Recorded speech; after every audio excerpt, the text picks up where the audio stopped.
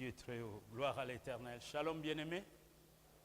Nous remercions Dieu pour la grâce qu'il nous accorde en ce jour de nous retrouver encore une fois de plus dans sa maison. Nous avons été là les dimanches, nous avons été là pour certains le mardi, le mercredi, le jeudi, le vendredi et pour certains hier. Aujourd'hui, nous voulons poursuivre notre message que nous avions commencé pendant la semaine de Pentecôte. Nous avions pris le mardi, le mercredi, le jeudi, le vendredi et le dimanche. Nous avions commencé et nous allons poursuivre aujourd'hui et nous efforcer à terminer aujourd'hui. Et le dimanche prochain, si Dieu nous garde en vie, nous allons passer à autre chose. Pour cela, je vous invite de lire avec moi dans Actes des Apôtres, chapitre 2, le premier verset jusqu'au verset 21. Et nous allons revenir sur le plan rapidement et voir quelques éléments pour notre édification. La foi vient de ce qu'on entend et ce qu'on entend vient de la parole de Dieu. Le jour de la Pentecôte, ils étaient tous ensemble dans le même lieu. Tout à coup, il vint du ciel un bruit comme celui d'un vent impétueux. Et il remplit toute la maison où ils étaient assis. Des langues semblables à des langues de feu leur apparurent, séparées les unes des autres, et se posèrent sur chacun d'eux. Et ils furent tous remplis du Saint-Esprit, et se mirent à parler en d'autres langues, selon que l'Esprit leur donnait de s'exprimer. Or, il y avait en séjour à Jérusalem des Juifs hommes pieux de toutes les nations qui sont sous le ciel. Au bruit qui eut lieu, la multitude accourut et elle fut confondue parce que chacun les entendait parler dans leur propre langue. Ils étaient tous dans l'étonnement et la surprise et ils se disaient les uns aux autres: voici ces gens qui parlent, ne sont-ils pas tous galiléens? Et comment les entendons-nous dans notre propre langue, à chacun dans sa langue maternelle? Parthes, Mèdes et Lamites, ceux qui habitent la Mésopotamie, la Judée, la Cappadoce, la Pont, l'Asie, la Phrygie, la Pamphylie, l'Égypte, les territoires de la Libye voisine, de Cyrène, et ceux qui sont venus de Rome, Juifs et prosélytes, Crétois et Arabes, comment les entendons-nous dans nos langues parler de merveilles de Dieu? Ils étaient tous dans l'étonnement et ne sachant que penser. Ils se disaient les uns aux autres: que veut dire ceci? Mais d'autres se moquaient et disaient: ils sont pleins de vin doux. Alors Pierre se présenta avec les 11, éleva la voix et leur parlant en ces termes: hommes juifs, et vous tous qui séjournez à Jérusalem, sachez ceci et prêtez l'oreille à mes paroles. Ces gens ne sont pas ivres comme vous le supposez, car c'est la 3e heure du jour. Mais c'est ici ce qui a été dit par le prophète Joël. Dans le dernier jour, dit Dieu, je répandrai de mon esprit sur toute chair. Vos fils et vos filles prophétiseront. Vos jeunes gens auront des visions. Et vos vieillards auront des songes. Oui, sur mes serviteurs et sur mes servantes, dans ces jours-là, je répandrai de mon esprit et ils prophétiseront. Je ferai paraître des prodiges en haut dans le ciel et des miracles en bas sur la terre, du sang, du feu et une vapeur de fumée. Et le soleil se changera en ténèbres et la lune en sang, avant la levée du jour du Seigneur de ce jour grand et glorieux. Alors, quiconque invoquera le nom du Seigneur sera sauvé. Amen. Acclamons pour la parole de Dieu.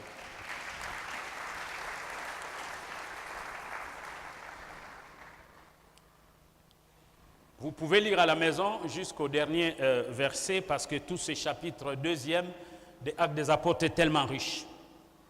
Nous parlions donc de la Pentecôte, la fête de la Pentecôte. Nous avions dit que Pentecôte vient 50 jours après la Pâque. Nous avions dit aussi que la Pentecôte était appelée la fête des moissons parce que le jour de la Pentecôte, 3000 âmes se sont converties Lorsque Pierre a prêché à la Pentecôte, 3000 âmes s'est convertirent. Donc le jour de la Pentecôte fit aussi cette grande moisson des 3000 âmes qui se convertissent par leur foi en Jésus-Christ. La fête de Pentecôte était appelée aussi la fête des semaines. 7 semaines, 49 jours, 50e jour, la Pâque, la Pentecôte. La fête de Pentecôte était parmi les 3 solennités de fêtes juives. Il y avait la Pâque, la résurrection que nous avons célébrée. Il y a ensuite la Pentecôte, il y a aussi la fête des tabernacles. Nous avions parlé ensuite de l'effusion du Saint-Esprit. Nous avions dit ceci, c'est que les disciples attendaient le revêtement de puissance en persévérant. Et nous avions dit rapidement que persévérer en grec veut dire tenir fermement ensemble dans la prière.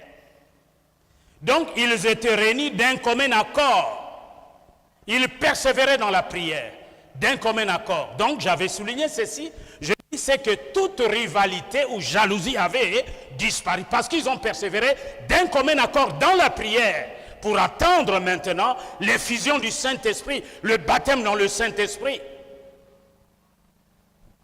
Et j'avais dit que l'accord des chrétiens n'est pas basé sur le fait que nous sommes de la même région ou de la même tribu. Non. L'accord entre chrétiens se fait en sorte que nous aspirons tous à faire la volonté de Dieu.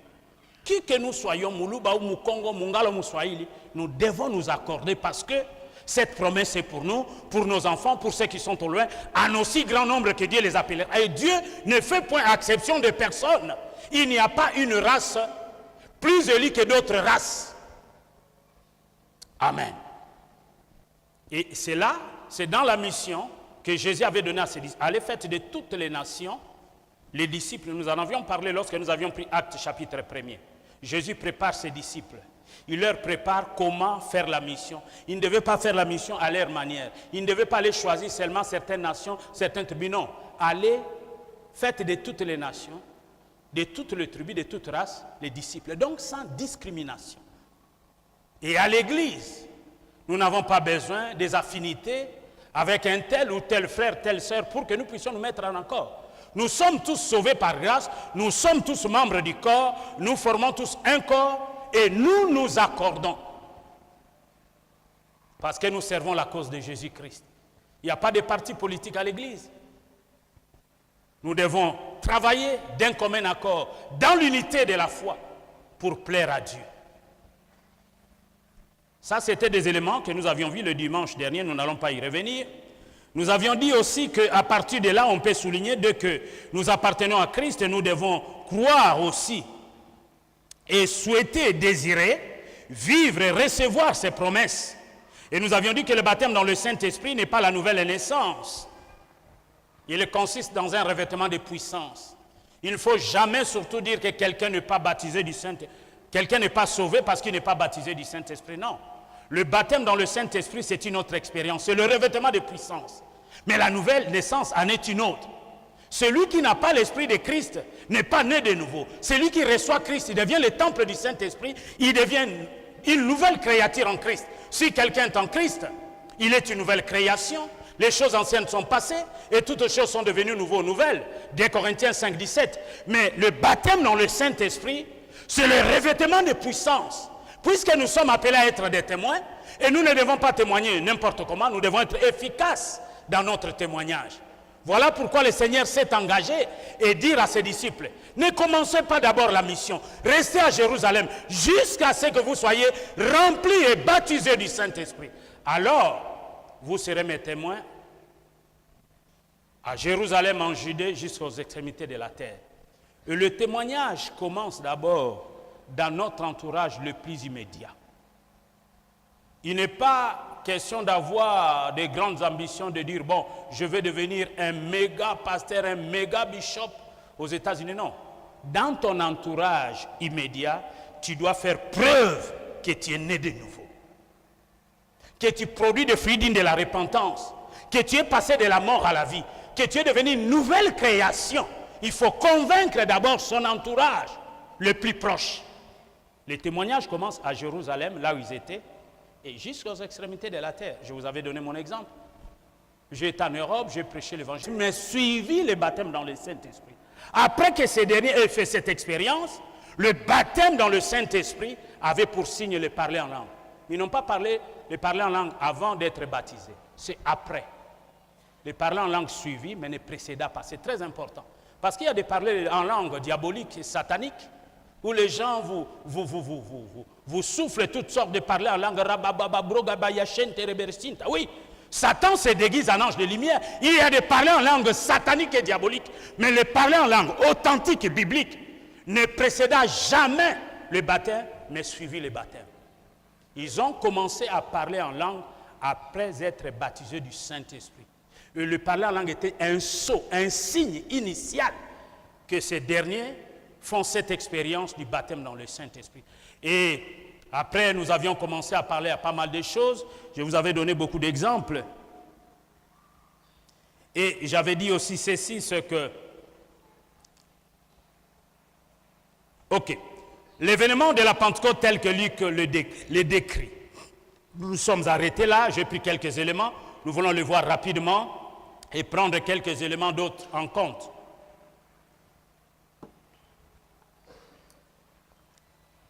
Le livre des Actes des Apôtres et le livre de Luc ont été écrits par Luc le médecin. Donc, je dis, l'événement de la Pentecôte tel que Luc le décrit, c'est lui qui a écrit le livre des Actes. Nous avions parlé de sa soudaineté, tout à coup vint du ciel, n'est-ce pas? Nous avions dit que ce qui put paraître spontané avait été préparé pendant plusieurs jours. Nous pouvons nous aussi vivre notre tout à coup. Si nous persévérons dans la présence de Dieu, nous demeurons longtemps dans sa présence, cherchant sa face continuellement, nous pouvons vivre notre tout à coup. Notre tout à coup qui nous amène dans notre destinée glorieuse.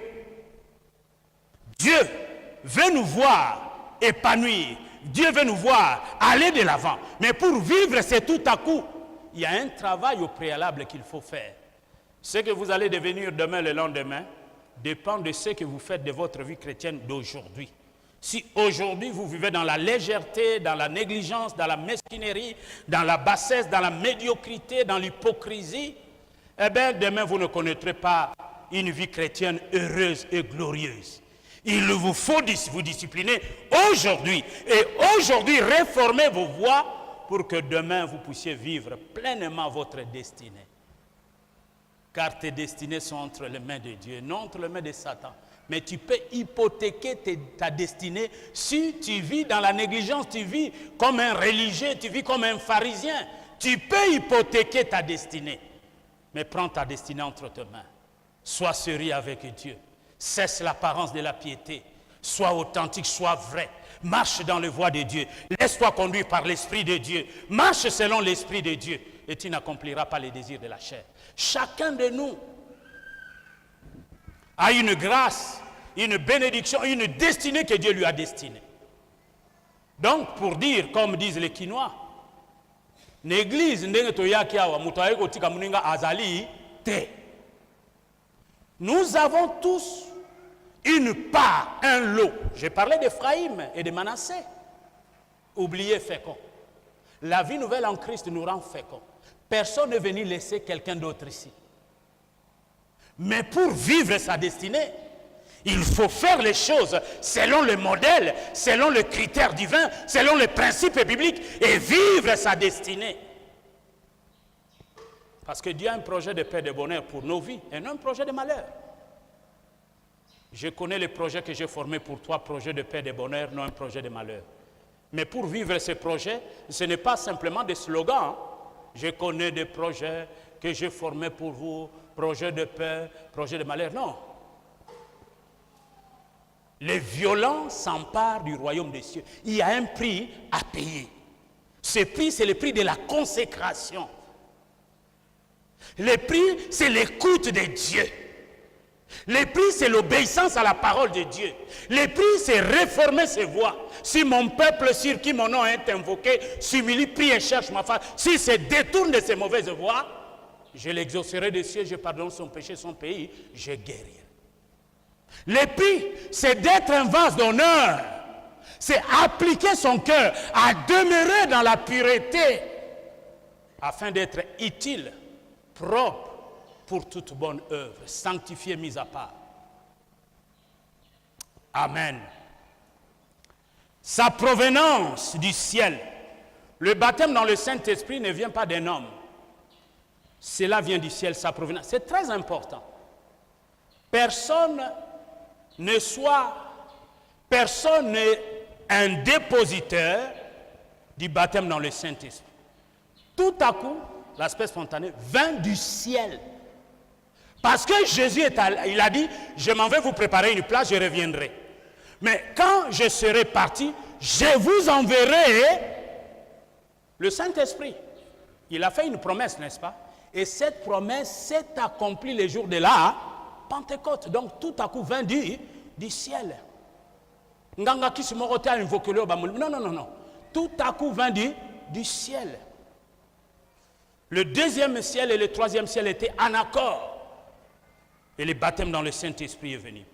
Et nous avions dit ce qui a été audible. Un bruit comme celui d'un vent impétueux, souffle violent. Ce qui ne veut pas dire qu'il y avait effectivement du vent. Les disciples se mirent à parler en d'autres langues. Et ce qui a été visible, des langues semblables à des langues de feu, se posèrent sur chacun d'eux. Et le verbe traduit par se poser veut dire littéralement s'asseoir, avec une nuance intéressante. C'est-à-dire s'asseoir pour siéger ou s'installer. Alors, quelle est la leçon que nous pouvons recevoir là-dessus? Ce qui a été visible, des langues semblables à des langues de feu.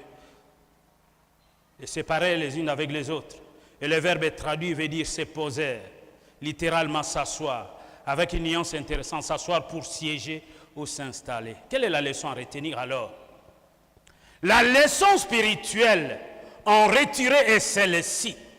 C'est que le Saint-Esprit veut s'asseoir sur nous, il veut siéger en autorité sur notre vie. Il ne veut pas être simplement de passage, mais s'installer et nous conduire et nous diriger. Mon frère, ma soeur, laisse le Saint-Esprit s'asseoir sur votre vie. Laisse le Saint-Esprit vous diriger. Laisse le Saint-Esprit vous conduire.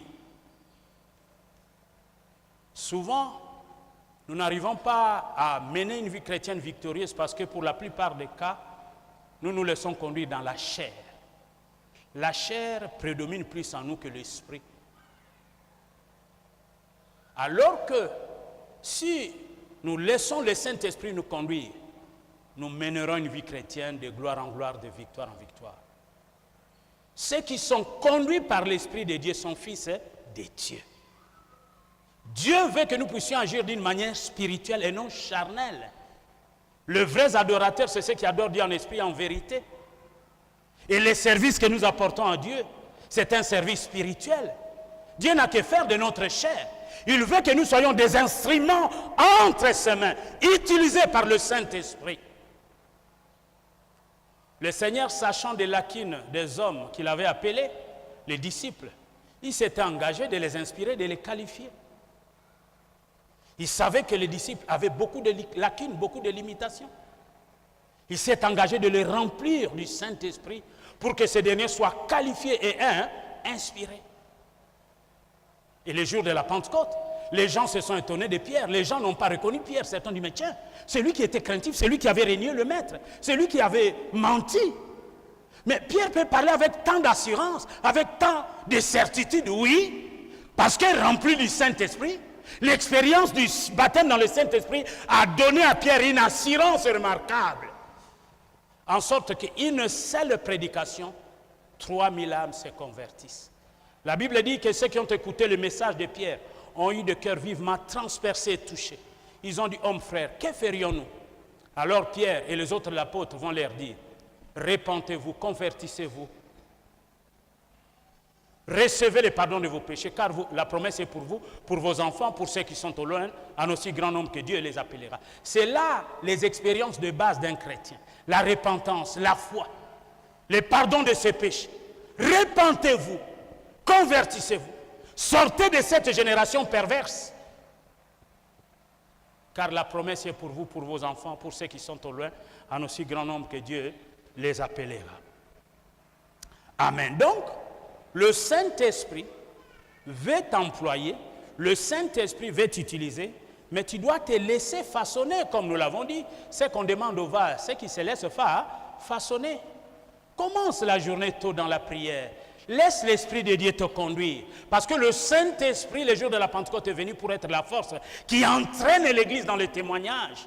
Parce que l'Église va rencontrer des combats, des oppositions sataniques et diaboliques. Et la Bible dit, les portes de séjour des morts ne prévaudront point contre l'Église. Et la Bible enchérit disant, qui es-tu grande montagne pour t'élever contre Zorobabel?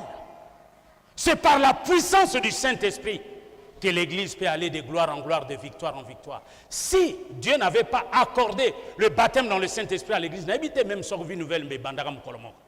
Parce que nous avons vu des gens des forces des ténèbres qui cherchaient à nous intimider, qui me regardaient comme ça.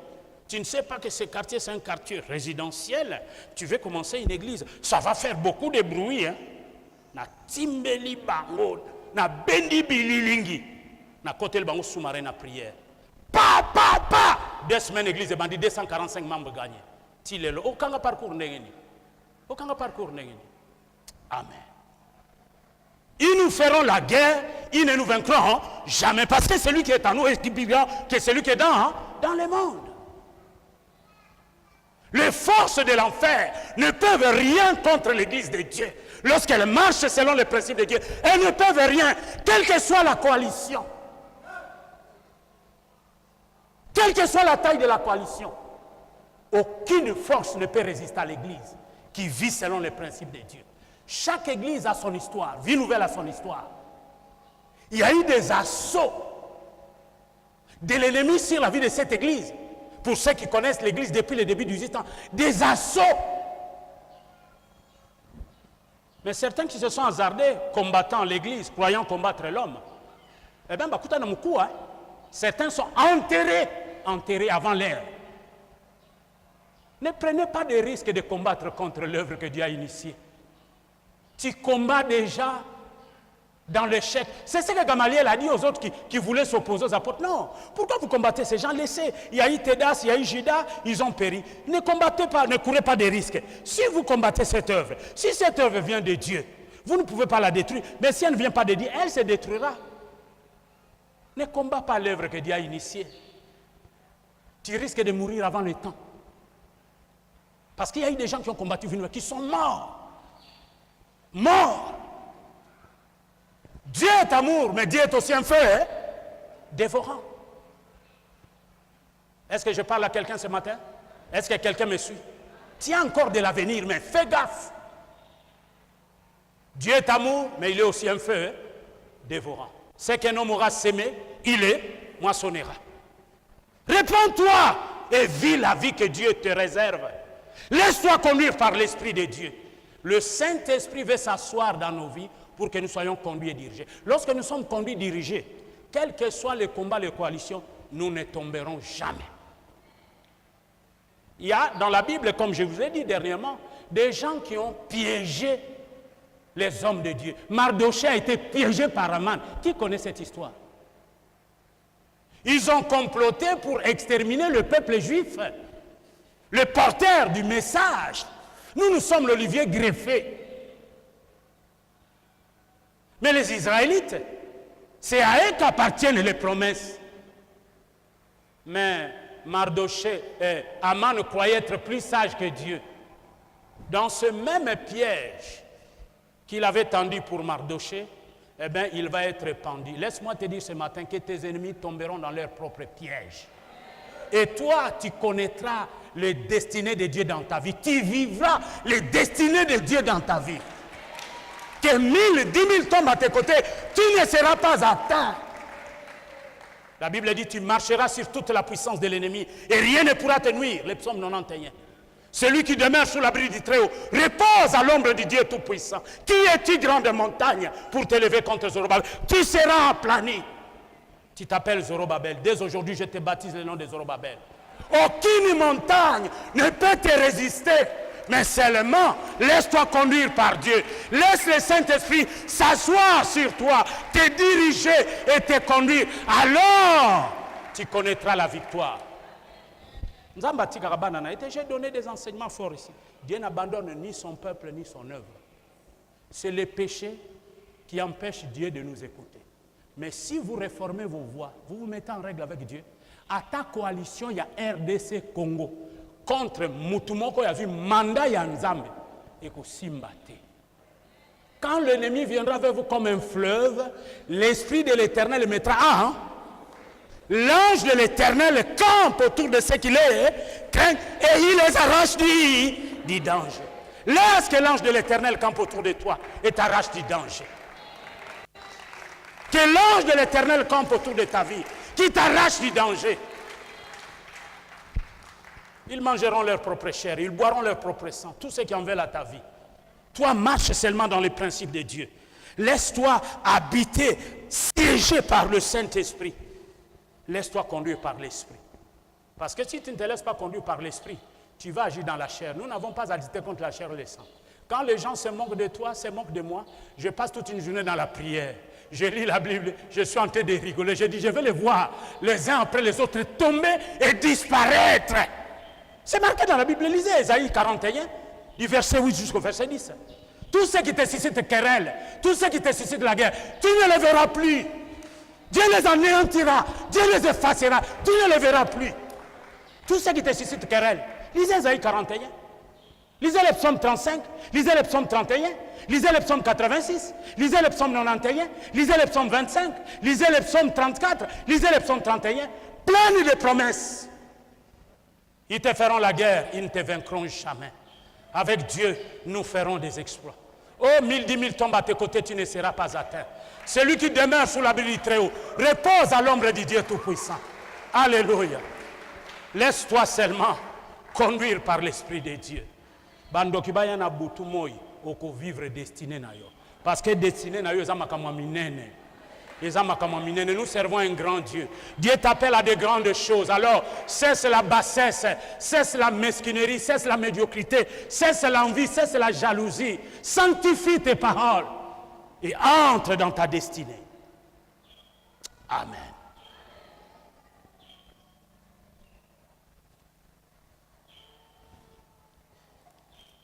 Oui, le Saint-Esprit veut s'asseoir. Laisse-toi façonner. Ce n'est pas facile de laisser le Saint-Esprit nous diriger, nous conduire. Le point déterminant de l'expérience des disciples, les jours de la Pentecôte, était qu'ils furent tous remplis du Saint-Esprit. C'est là le point déterminant. Tous, sans exception, ont été baptisés du Saint-Esprit. C'est le point déterminant de leur expérience. Tous furent baptisés du Saint-Esprit. Le Saint-Esprit est en nous à partir de notre conversion. 1 Corinthiens 6, 19. Ne savez-vous pas que vous êtes le temple du Saint-Esprit? Depuis le jour où nous avons reçu Jésus comme Seigneur et Sauveur, le Saint-Esprit est en nous. Et Romains 8, 9. Le parler en langue a été la conséquence d'avoir été rempli de l'Esprit. Pratiquement, il s'agit de chercher à être rempli de l'Esprit, selon Ephésiens 5, 18. Le parler en langue suivit, mais ne précéda pas la plénitude. Alors, qu'est-ce qu'il faut faire pour être rempli du Saint-Esprit, pour faire cette expérience? Eh bien, une attitude de prière. Une attitude de louange, une attitude d'adoration, une vie sanctifiée, une vie consacrée à Dieu sont là les conditions pour être rempli du Saint-Esprit, baptisé du Saint-Esprit. Une attitude de prière, une attitude de louange, d'adoration, une vie sanctifiée, consacrée à Dieu sont là les conditions pour être baptisé du Saint-Esprit. Oui, la louange, une âme purifiée, une vie consacrée à Dieu sont là les conditions à cette expérience. Une fois bien aimé dans le Seigneur, le don est reçu. Le baptême dans le Saint-Esprit, qui est cette promesse, c'est un don. Je vous enverrai, le Saint-Esprit est venu. Une fois le don reçu et manifesté pour la première fois, au moment du baptême dans le Saint-Esprit, son exercice est soumis au contrôle du croyant. Lorsque nous recevons le don baptisé du Saint-Esprit, ce don que nous avons reçu, son exercice, est soumis au contrôle du croyant. L'esprit du prophète est soumis au prophète. Nous ne pouvons pas dire, ah, non, non. Parce que nous ne servons pas un Dieu de désordre. Il faut que tu sois en mesure de te contrôler. Nous servons un Dieu d'ordre. Il est souvent encouragé à ceux qui sont baptisés du Saint-Esprit à développer une vie intense dans leur vie de prière en privé. Parce que si nous nous mettons tous ici à parler en langue, quelqu'un va entrer et va dire, oh, parce qu'il faut que la signification soit comprise de la langue que nous parlons. Alors que lorsque nous parlons en langue, ce sont des mystères, notre intelligence ne comprend pas, mais l'esprit intercède. Donc, il est encouragé à tous ceux qui sont passés par les baptêmes d'eau, les baptêmes dans le Saint-Esprit. Lorsque vous êtes chez vous, vous pouvez passer 2 heures, 3 heures, 4 heures, toute une journée dans la prière. Et des fois, il vous manque de mots, priez en langue. Est-ce que quelqu'un me suit? Priez en langue. Parce que des fois, dans notre vocabulaire, nous sommes un peu limités. Des fois, vous mettez 3 heures, 4 heures, 5 heures du temps, vous ne savez plus quoi dire. Et l'Esprit nous aide par des soupirs inexprimables. Mais aussi, lorsque le don est reçu, certains reçoivent la grâce de parler en langue en public, dans une assemblée comme celle-ci. Mais lorsque vous parlez en langue en public, vous devez prier et demander à Dieu de recevoir l'interprétation de cette langue pour que l'Église soit édifiée. Celui qui parle en langue en public, il a la responsabilité de l'interprétation.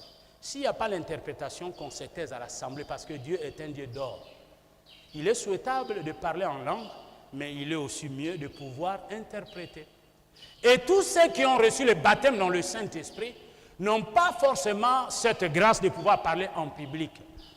Et ce n'est pas un péché. Dieu est souverain, il fait ce qu'il veut auprès des uns comme aux autres.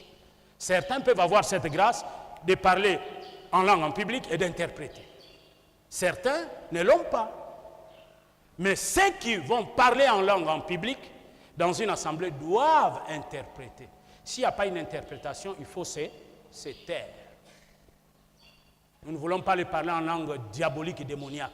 Si Dieu veut nous communiquer un message par le don spirituel de parler en langue, il lui donnera aussi l'interprétation pour la compréhension, pour l'édification. Amen. Amen. Ok.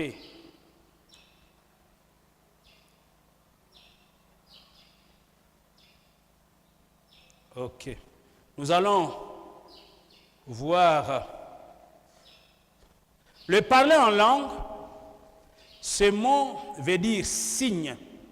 Il s'agit d'un miracle. Le parler en langue, là, c'est un miracle. Cela veut dire des signes. Bien-aimés, de nature miraculeuse. Oui, il est utilisé dans 1 Corinthiens 14, 22.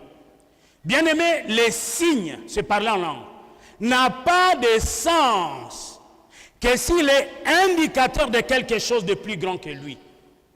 Les signes n'ont pas de sens que s'il est indicateur de quelque chose de plus grand que lui. C'est parler en langue, ces langues semblables à des langues de feu qui se posaient sur chacun de ces parler en langue, ces signes étaient des signes pour attirer l'attention des mondes païens sur l'expérience que ces derniers faisaient et pour leur amener à la foi de leur dire que faites attention à l'expérience que font ces gens, Dieu est bel et bien présent au milieu d'eux. Et ensuite les amener à la foi. Le miracle et ces signes-là avaient pour objectif d'attirer les païens sur les convertis, de dire que faites attention avec l'expérience de ces gens-là. Ils ne sont pas ivres. C'est la 9e heure. Ils ne sont pas ivres. Mais c'est ce que le prophète Joël avait prophétisé. Dans les derniers jours, je répandrai de mon esprit sur toute chair. C'est cette expérience que les autres ont fait. Donc faites attention, ne vous moquez pas d'eux. Dieu est au milieu d'eux. Et que chacun maintenant se pose la question par rapport à Dieu, eu égard à sa vie. Et c'est ce que Pierre a fait le jour de la Pentecôte. Il a prêché. Ceux qui ont écouté sa parole n'ont pas été indifférents. Ils ont été transpercés dans leur cœur. Ils ont dit, « Hommes, frères, que ferions-nous » Alors, les apôtres vont leur montrer maintenant les expériences de base. Repentez-vous, convertissez-vous, croyez, car la promesse est pour vous, pour vos enfants, pour ceux qui sont au loin, en aussi grand nombre que Dieu les appellera. Donc, j'avais donné un jour un exemple. Lorsque vous passez sur Bypass, vous allez voir notre pancarte, notre panneau, qui vous montre la direction où se trouve Vie Nouvelle. Mais le panneau là, ce n'est pas le lieu de rassemblement, ça vous montre une direction. Et Vie Nouvelle est plus grande que ces panneaux. Donc ces panneaux, vous pouvez vous dire tout simplement, allez à Vie Nouvelle, la parole de Dieu est prêchée et Dieu est présent. Ces signes, montrez la direction aux païens de dire que attention avec cette expérience. Cette expérience, c'est la promesse faite et c'est l'accomplissement maintenant. Ne vous moquez pas de ces gens, ils ne sont pas des tchidjini-djini, hein. Ce ne sont pas des aventuriers, ce sont des gens qui sont responsables. Mais ils font l'expérience. Alors vous devez vous aussi à votre tour vous convertir et faire cette expérience. Amen. Ainsi, il attire l'attention et veut dire, je suis le signe que Dieu est là et soyez attentifs à l'expérience de ces personnes qui le manifestent ces signes. Donc les signes amènent. Donc celui qui en est le témoin ou l'auditeur de s'interroger sur Dieu et par suite à venir à lui. Les langues nouvelles parlées par les disciples à la Pentecôte évoquaient les merveilles de Dieu, puisque les gens ont compris ces langues. Et ces langues évoquaient les merveilles de Dieu. Et les gens, comment entendrons-nous ces gens parler dans notre propre langue maternelle? On énumère ces langues. Ces langues évoquaient les merveilles de Dieu. Le jour de la Pentecôte, il n'y a pas eu de prophétie, hein, parce qu'on parle de Joël. Joël avait fait la promesse quant aux prophéties. Je crois que la prophétie a été accordée plus tard à ceux qui ont expérimenté ces dons. Regardons rapidement l'action du Saint-Esprit comparée à celle du vent, l'action du Saint-Esprit comparée à celle du vin, l'action du Saint-Esprit comparée à celle du feu, rapidement.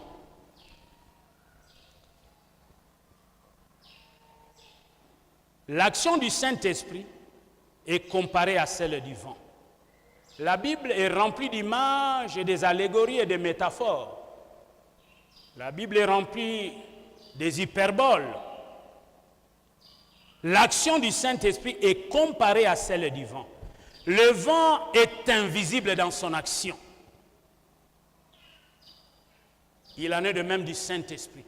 Le Saint-Esprit aussi est invisible dans son action. Qui voit le Saint-Esprit alors qu'il agit dans le cœur? Il convainc du péché, des justices et du jugement.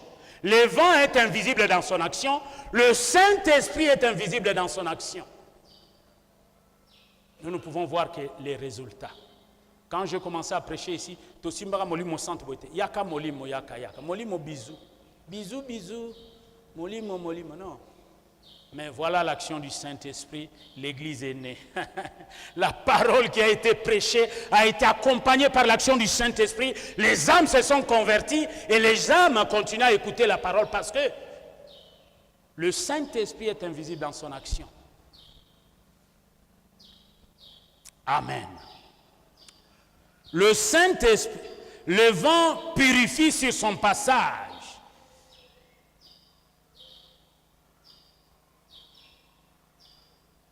Les vapeurs et les brouillards dangereux sont dispersés par sa puissance.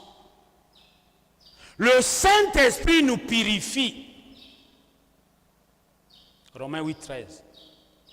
Le vent est dirigé dans son déplacement.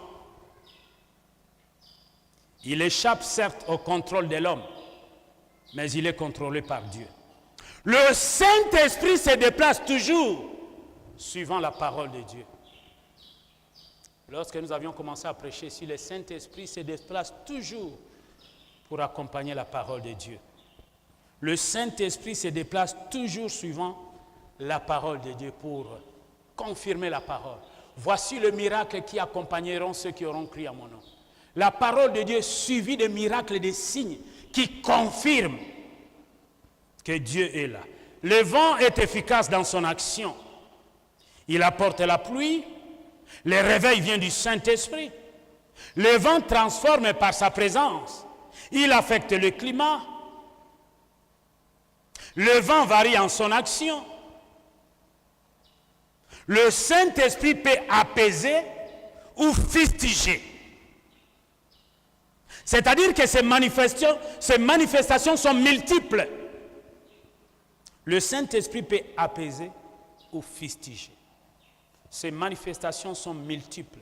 Si nous ne sommes pas bien disposés, le Saint-Esprit peut nous fustiger. Si nous sommes bien disposés, il peut nous apaiser, il peut nous apporter la consolation. Oui, le vent est puissant dans son action. Les moulins peuvent être entraînés par lui. Le vent de Dieu entraîne l'Église. Le Saint-Esprit est le vent de Dieu qui entraîne l'Église dans le témoignage.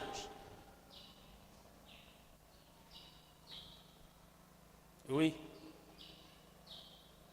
Le vent de Dieu entraîne l'Église. Le jour de la Pentecôte, acte 2, le vent de l'Esprit a entraîné l'Église. 3000 âmes se sont ajoutées à l'Église. Parallèle entre le fait du Saint-Esprit et du vin. Le vin réjouit. Attention, là aussi, je vais faire une nuance. De même, le Saint-Esprit remplit les croyants de joie. Acte 13, 52. Romains 14, 17. Le vin enivre. Acte 2, 13. Ils sont pleins de vin doux. Éphésiens 5, 18. Le Saint-Esprit enivre aussi les croyants dont la langue est déliée et prononce les louanges de Dieu, ce qui peut être interprété de façon négative donc par les païens. Cependant, cette sorte d'ivresse ne prive pas la maîtrise de soi. Attends la langue molimo, mais n'a toujours qu'on se contrôler. La Bible dit, ne vous enivrez pas de vin seulement, c'est de la débauche, mais soyez au contraire remplis du Saint-Esprit. Mais celui qui est rempli du Saint-Esprit ne perd pas le contrôle, il peut se contrôler. Alors quelqu'un qui est rempli de vin perd le contrôle. Mais nous sommes remplis du Saint-Esprit, nous ne perdons pas le contrôle. Donc si je dis maintenant je vais m'arrêter de prêcher, je m'arrête. Je dois me contrôler. Je ne dois pas prêcher jusqu'à 14h, 5h, 15h, dire ah, molimo il est mukola mointe milimo il est. Mais à 14h, singa papa keno kenali mete bonga na kum côté à tolobaki 8h, 10h30, bon ti 14h non. L'esprit est soumis au prophète. To yebiler to banda to yebiler to robima. Mu comme si molimo leki to go débordement 30-40 minutes. Moi ils ala bokoti bo yebiler robimate. Mais quand même Dieu est un Dieu d'ordre, n'est-ce pas? S'il vous plaît. Tokoya l'église banda tongo tibutu tokoza tokolamba lisute tokolia tokovivre lisute. Mateyo tozoyoka, il faut tokende nango nanda to vivre yango. Donc même si nous sommes remplis du Saint-Esprit, nous devons nous contrôler. Amen. Parce qu'il y a des gens qui disent ah moli moleka moi na se contrôle. Oh, tu vas offenser les gens. Na 16h batwana ba rendez-vous bang soa ngozo makamna obi moli moleka lelo to semble à 20h. Moli moleki molimo molimo molimo. Oui, na molimo bangunza, ok molimo. Oui. Le vin libère. Le vin sert aux solennités. Il devait y avoir du vin avec toutes les offrandes pour Dieu. Dans toutes les offrandes qu'on devait apporter pour Dieu, il devait y avoir du vin. Et quelle est l'image que le vin cache pendant ce moment d'offrande? Écoutez ceci. J'ai dit, le vin sert aux solennités. Il devait y avoir du vin avec toutes les offrandes pour Dieu. Nous disons ceci, c'est que tout notre service pour Dieu doit être accompli dans la joie que donne le Saint-Esprit. Nous saluons tous les salanzam, il faut l'accomplir dans la joie que donne le Saint-Esprit. Si nous n'éprouvons pas de la joie d'apporter un service à Dieu, cessons. Dieu ne veut pas un service et qui lui est offert par des mercenaires. Il aimerait nous voir, tout en le servant, avoir de la joie, parce que c'est une grâce, c'est un privilège que d'être au service de Dieu. Est-ce que quelqu'un me suit? Tout notre service pour Dieu doit être accompli dans la joie que porte le Saint-Esprit dans nos cœurs. Si nous ne pouvons plus la joie pour servir Dieu, arrêtons, Dieu peut se servir de quelqu'un d'autre. Nous sommes importants, mais personne n'est indispensable. Même si nous ne voulons plus l'adorer, chanter, louer, faire ceci, cela, même à Banga Kukumisai. Alors, estimons-nous heureux de servir Dieu. Et soyons humbles. Réjouissons-nous dans la présence de Dieu et apportons à Dieu un service dans la joie. Avec allégresse et avec joie. Imaginez quelqu'un qui travaille à la présidence, à Servaka, Mukonzi Biloko, Bamaï, tout ça. Mukonzi, Kamata Veno, Kamata Biloko, Maman Pesa Biloko, Kamata. Bako, Souto Mukonzi, Moussalo, ils ont ça, pas aux années 50. Et puis, on se voit les foutre, parce que Dieu, le rémunérateur de ce qu'il est, le cherche. Tout notre service pour Dieu doit être fait avec joie et amour. Avec empressement. Oui. Donc, ok. Le vin provient des grappes écrasées. Le vin provient des grappes écrasées. Ce qu'on a poto moni ba vigne, au moni place ba raisin ba zwakango po ba sala vin ba écrasa kayango. Le vin provient des grappes écrasées. Ainsi, le Saint-Esprit apporte l'amour de Dieu à nos cœurs grâce à la crucifixion de Jésus, notre Seigneur. Jésus a été écrasé à la croix, il a été crucifié. Le vin provient des grappes écrasées. Ainsi, le Saint-Esprit apporte l'amour de Dieu à nos cœurs grâce à la crucifixion de Jésus-Christ, notre Seigneur. Romains 5, 5. L'action du Saint-Esprit est semblable à celle de feu. Le feu est une forme d'énergie. Acte 2, 3. Le Saint-Esprit est venu pour être la force qui conduit l'Église. Le feu est une forme d'énergie. Le Saint-Esprit est venu pour être la force qui conduit l'Église. L'Église n'est pas appelée à faire du surplace, l'Église est appelée à évoluer, à avancer, à aller de l'avant. Et le Saint-Esprit est venu pour cela, pour conduire l'Église, pour entraîner l'Église. Il faut que ses membres se laissent le Saint-Esprit s'asseoir sur eux pour qu'ils puissent conduire l'Église. Le feu transforme la nature des matériaux. Le bois devient flamme de feu. Les pierres deviennent pierres de feu. Les métaux deviennent feu en fusion. Le feu attire. Et Moïse fit attirer vers les buissons ardents. Et les jours de la Pentecôte, la foule a accouru parce qu'ils étaient attirés des langues semblables à des langues de feu. Le feu purifie. La paille est consumée et les métaux sont purifiés par le feu. Le feu monte comme cherchant sa source, s'élevant de l'autel. Il rend les sacrifices agréables. Parfois, il descend. Le feu chauffe, le feu illumine. Le Saint-Esprit console et enseigne. Le feu ne doit pas être éteint. N'éteignez pas l'esprit. Le feu doit être tissonné. Ranimez la flamme du Saint-Esprit, du don de Dieu que vous avez reçu. C'est ce que Paul a dit à Timothée. Ranime les dons du Saint-Esprit que tu as reçu. N'éteignez pas l'esprit. Oui, les effets conjugués du vent et du feu peuvent être bien aimés dévastateurs. Ici, ils se sont étendus au monde connu d'alors. Et les jours de la Pentecôte étaient le point de départ d'une grande action d'évangélisation. Les jours de la Pentecôte étaient un point de départ d'une grande action d'évangélisation. les jours où le Saint-Esprit est descendu, les jours de la Pentecôte, une grande action d'évangélisation a commencé. Et l'évangile est venu jusqu'à nous, en Judée, en Samarie, en Jérusalem, en Judée, en Samarie, jusqu'aux extrémités de la terre. Cette grande entreprise d'évangélisation. L'évangélisation, l'évangile nous a atteint les jours de la Pentecôte qui marque la naissance de l'Église. Le Saint-Esprit est venu pour entraîner l'Église dans les témoignages. Et si nous aspirons à être baptisés du Saint-Esprit, il n'y a pas un autre objectif. C'est d'être efficace dans le témoignage. Dieu attend de chacun de nous de gagner des âmes. Et nous ne pouvons pas, dans notre nature humaine, limitée, infirme que nous sommes.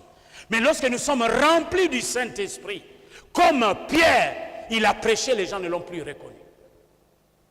Tu es de nature timide. À peine tu peux dire un mot. Mais fais cette expérience du baptême dans le Saint-Esprit, tu verras que les gens ne vont plus te reconnaître. Tu vas être appelé parmi les gens qui bouleversent ce monde. Oui, le baptême dans le Saint-Esprit chasse la peur, la timidité, les doutes, la tristesse. Nous remplit de joie et d'allégresse.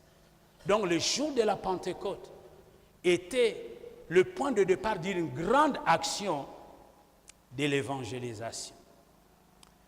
Il y a beaucoup à dire là-dessus. Certains disent que le baptême du Saint-Esprit, le baptême de feu est une même expérience. Alors que ce n'est pas vrai. Jésus était baptisé d'eau, baptisé aussi du Saint-Esprit. Lorsqu'il est sorti le jour des eaux de baptême, une colombe est venue se poser sur lui, symbole du Saint-Esprit. Mais il parlait de notre baptême à subir. C'était la croix. La croix était le baptême dans le feu, c'est-à-dire le baptême de souffrance, où Jésus a pris nos iniquités, nos péchés à la croix. Il a dit, Père, si il est possible, retire de moi cette coupe. Mais il a été baptisé du Saint-Esprit. Le baptême dans le Saint-Esprit, c'est la plénitude et le revêtement de puissance. Le baptême de feu, c'est le baptême dans les épreuves. Nous sommes tous appelés à être baptisés par des épreuves. La Bible dit, tous ceux qui veulent vivre pieusement au Seigneur seront persécutés. Il y a des moments où la vie chrétienne n'est pas facile. Hein? Vous vous réveillez, c'est comme si tout le monde est contre vous. Au fait, c'est les démons derrière les hommes. Nous n'avons pas à lutter contre les hommes. C'est les démons derrière des hommes mal intentionnés qui cherchent à vous nuire. Alors, quand on m'a confité, quand tu as prié, jeûner, prier, tant la Bible, passe longtemps dans la présence de Dieu. Tu verras que tout ce qui te suscite querelle, tout ce qui te suscite la guerre, il disparaîtra. Personne ne tiendra. Aucun ennemi ne tiendra. Car le roi va de l'avant. Son armée est invincible. Amen. Donc, nous pouvons nous arrêter là pour aujourd'hui. Et le dimanche prochain, nous verrons pas mal de choses. Nous voulons retenir ceci. Ce que les points déterminants de l'expérience des disciples les jours de la Pentecôte, c'est qu'ils furent tous remplis du Saint-Esprit. Et les conditions à remplir pour être baptisé du Saint-Esprit, une vie de louange, une vie de prière, une vie d'adoration, une vie sanctifiée, une vie consacrée, sont là les expériences pour le baptême dans le Saint-Esprit. Et lorsque nous sommes baptisés dans le Saint-Esprit, ce n'est pas pour crier « Je suis baptisé du Saint-Esprit, bon moninga, je suis baptisé, je parle en langue ». Non. Dieu veut que tu amènes des âmes pour sa seule gloire. Parce que le baptême dans le Saint-Esprit, c'est l'équipement qui rend le témoin efficace dans son témoignage. Nous allons prier pendant 10 minutes.